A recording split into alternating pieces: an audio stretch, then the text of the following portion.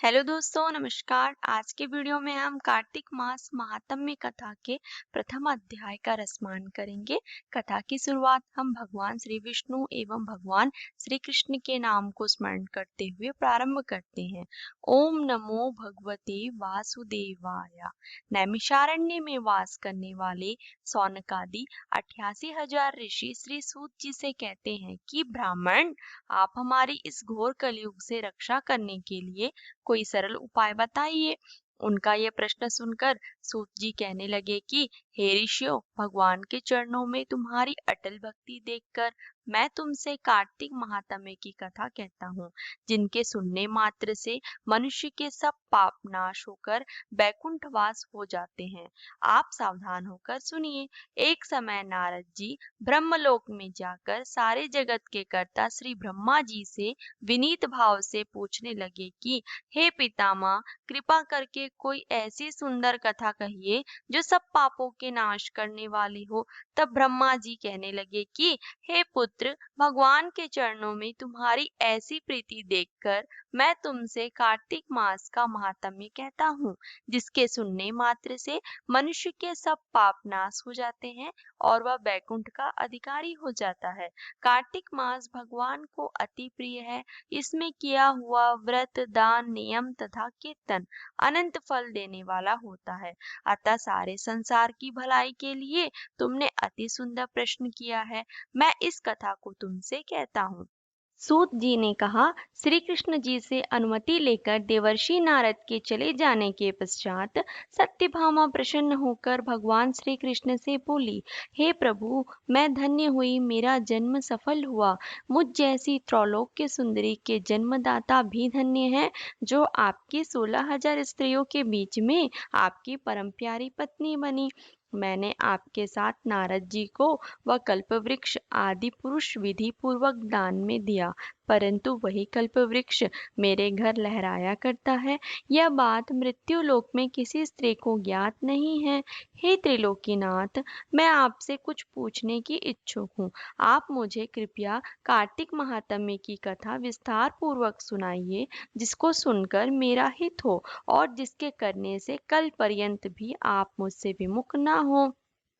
सूत जी आगे बोले, सत्यभामा के ऐसे वचन सुनकर श्री कृष्ण ने हंसते हुए सत्यभामा का हाथ पकड़ा और अपने सेवकों को वहीं रुकने के लिए कहकर विलास युक्त अपनी पत्नी को कल्पवृक्ष के नीचे ले गए। फिर हंसकर बोले, हे प्रिय, 16,000 रानियों में से तुम मुझे प्राणों के समान प्यारी हो। तुम्हारे लिए मैंने इंद्र एवं देवताओं से विरोध किया था। हे कांते, जो बात तुमने मुझसे पूछी है उसे सुनो। एक दिन मैंने तुम्हारी इच्छा पूर्ति के लिए गरुड़ पर सवार होकर इंद्रलोक जाकर कल्पवृक्ष मांगा। इंद्र द्वारा मना किए जाने पर इंद्र एवं गरुड़ में घोर संग्राम हुआ और गौलोक में भी गरुड़ जी गौओं से युद्ध किए। गरुड़ की चोट से उनके कान एवं पूंछ कटकर गिरने लगे, जिससे 3 वस्तुएं उत्पन्न हुई। कान से तंबाकू, पूंछ से गोभी और रक्त से मेहंदी बनी। इन तीनों का प्रयोग करने वाले को मोक्ष नहीं मिलता। तब गौओं ने भी क्रोधित होकर गरुड़ पर वार किया, जिससे उनके 3 पंख टूटकर गिर गए। इनके पहले पंख से नीलकंठ, दूसरे से मोर और तीसरे से चकवा चकवी उत्पन्न हुए। हे प्रिय, तीनों का दर्शन करने मात्र से ही शुभ फल प्राप्त हो जाता है। यह सुनकर सत्यभामा ने कहा, हे प्रभु, कृपया मुझे मेरे पूर्व जन्मों के विषय में बताइए कि मैंने पूर्व जन्म में कौन कौन से दान, व्रत व जप नहीं किए हैं। मेरा स्वभाव कैसा था, मेरे जन्मदाता कौन थे और मुझे मृत्यु लोक में जन्म क्यों लेना पड़ा। मैंने ऐसा कौन सा पुण्य कर्म किया था जिससे मैं आपकी अर्धांगिनी हुई। श्री कृष्ण ने कहा, हे प्रिय, अब मैं तुम्हारे द्वारा पूर्व जन्म में किए गए पुण्य कर्मों को विस्तार पूर्वक कहता हूँ, उसे सुनो। पूर्व समय में सतयुग के अंत में मायापुरी में अत्रि गोत्र में वेद वेदांता का ज्ञाता देव शर्मा नामक एक ब्राह्मण निवास करता था। वह प्रतिदिन अतिथियों की सेवा, हवन और सूर्य भगवान का पूजन किया करता था। वह सूर्य के समान तेजस्वी था। वृद्धावस्था में उसे गुणवती नामक कन्या की प्राप्ति हुई। उस पुत्रहीन ब्राह्मण ने अपनी कन्या का विवाह अपने ही चंद्र नामक शिष्य के साथ कर दिया। वह चंद्र को अपने पुत्र के समान मानता था और चंद्र भी उसे अपने पिता की भांति सम्मान देता था। एक दिन वे दोनों कुश व समिधा लेने के लिए जंगल में गए। जब वे हिमालय की तलहटी में भ्रमण कर रहे थे, उन्हें एक राक्षस आता हुआ दिखाई दिया। उस राक्षस को देखकर भय के कारण उनके अंग शिथिल हो गए और वे वहां से भागने में भी असमर्थ हो गए।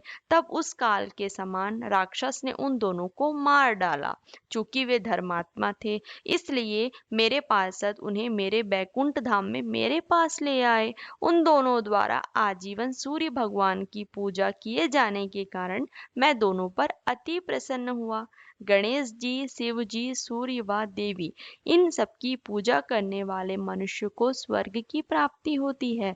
मैं एक होता हुआ भी काल और कर्मों के भेद से 5 प्रकार का होता हूँ। जैसे एक देवदत्त, पिता, भ्राता आदि नामों से पुकारा जाता है। जब वे दोनों विमान पर आरूढ़ होकर सूर्य के समान तेजस्वी, रूपवान, चंदन की माला धारण किए हुए मेरे भवन में आए तो वे दिव्य भोगों को भोगने लगे। इस प्रकार कार्तिक मास महात्म्य कथा के प्रथम अध्याय का समापन हुआ। मिलते हैं आपसे अगले वीडियो में नए अध्याय के साथ। अगर आपको वीडियो पसंद आया होगा तो कमेंट बॉक्स में ओम नमो भगवते वासुदेवाय जरूर लिखिएगा। धन्यवाद।